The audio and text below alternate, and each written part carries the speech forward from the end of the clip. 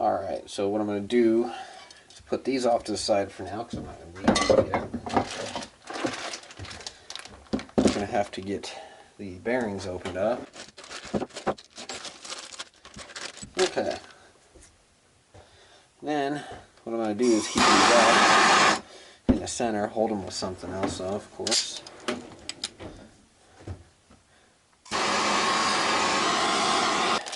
Here's the crank out of the freezer. It is cold. I mean, it is extremely cold. So what I'm going to do is heat up this bearing, and the bearings go in with the lettering facing out. So basically they'll go in this way.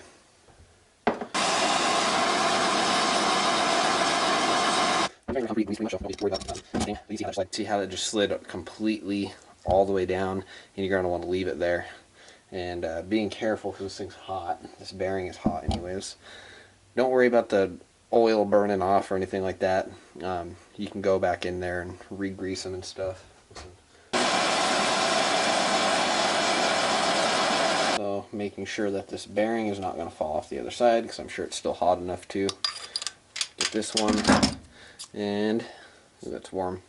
It'll fall all the way on, and then basically you won't need any kind of press or anything like that to press these bearings in, but you can see how they went right on how they're supposed to. Now what we're going to do is put this whole crankshaft and bearings together back into the freezer in order to freeze everything together, so that way they'll contract. Heat up the cases afterwards and assemble the transmission and everything into the case halves, and then we're going to have to heat up everything together, put the gasket on, and then this should just drop right in when this is all frozen, and then we can start piecing it back together.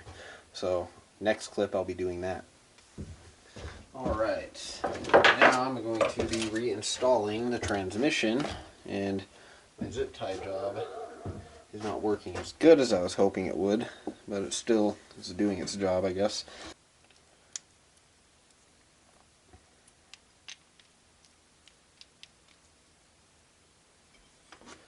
Let's see if I can get this to go in.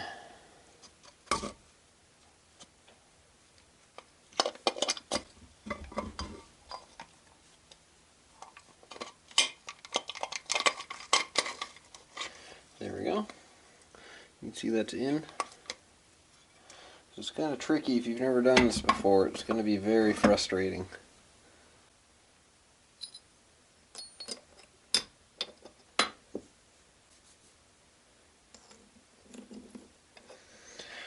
That right there. Then we're going to want to put this one in without this on there. Get all that out of the way. We're going to want to put this in like that.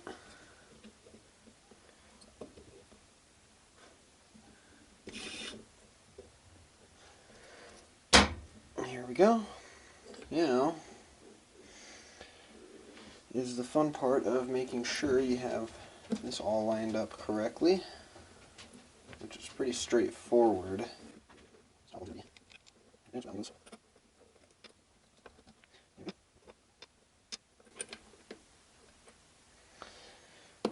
this is going to go through.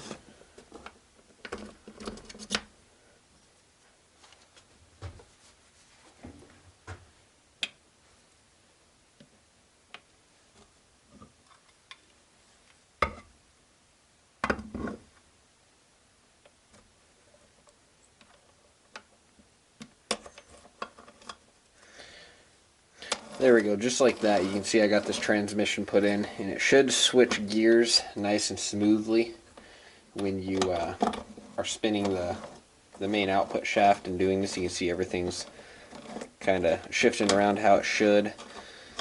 Let's see here. It's kind of hard to get it all to go whenever the case halves aren't together, but hopefully my arm's not in the way.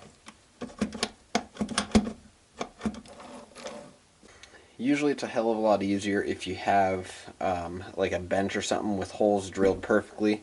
As you can see right here, that's actually what those are for. I've had multiple different engines on here, obviously. And what I'll do is, I don't know how well you're going to see this, but you can see that shaft will go right through it there.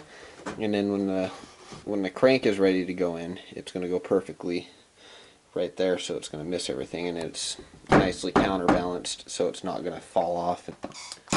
So what I'm going to do now is heat up the case.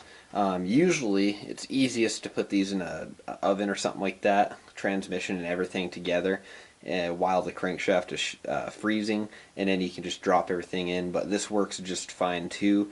You're going to want to do this side of the case half first, because obviously this is the side with the transmission and everything in it. So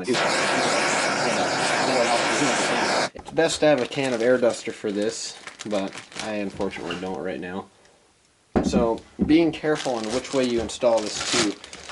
This side with the crankshaft, I'm going to install it where the stator side, you can see this right here, the stator side is going to be pointing up, because this side is going to have the crankshaft going in this way.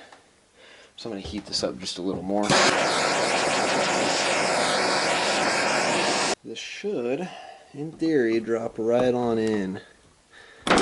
Yep, just like that. You can see what I did there. Now I probably should have prepared this a little better.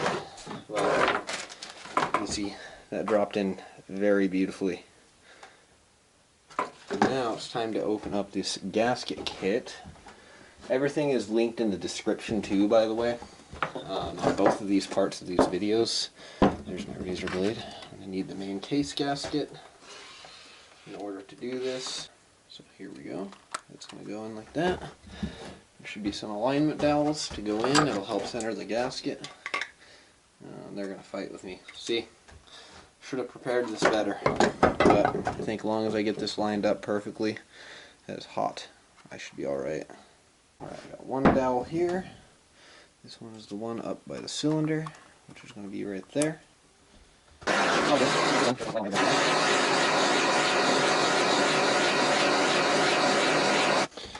we go. This should, in theory, drop right into place. So I'm going to pause it right here. I actually forgot to install the vent hose, so make sure that you install the vent hose before you even bother heating up the case or anything, just so you don't forget. You'll see I pointed out here, I thought about cutting it out, but I thought I'd leave this mistake in, so that way you guys, if you're following this, you can actually catch this before you do the same thing I did. Either way, it is rubber. If you do forget about it, you can just press it in. You'll see in the video like I did. Let's see here. See how this goes. I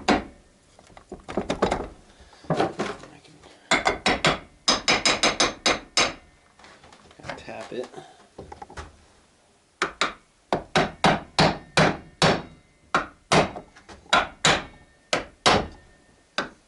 I almost forgot about this guy. New crank is installed. You can see how I got all that on there. I did forget to put this in. Luckily, I didn't want to split the case back apart again. I ended up getting a flathead screwdriver, and I just kind of poked it in, pushed it in. It is rubber, so it will go in. But if you're going to be doing this, make sure you don't forget that, like I did.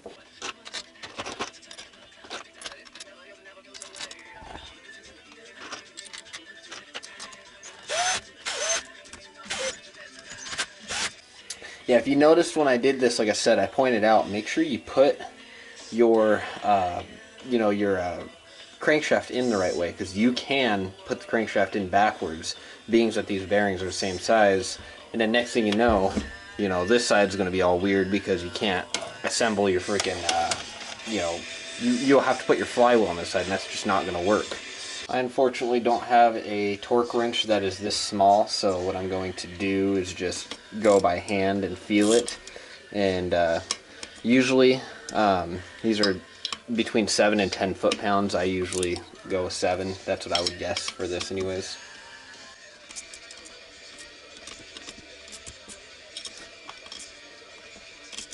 So it feels like the crankshaft is nice and smooth, so that's a good thing. Unfortunately, I don't have any seals right now. I had to order those because this kit does not come with the seals and everything, so I'm not going to be able to assemble this side or this side, so I'm going to have to call this video good for now.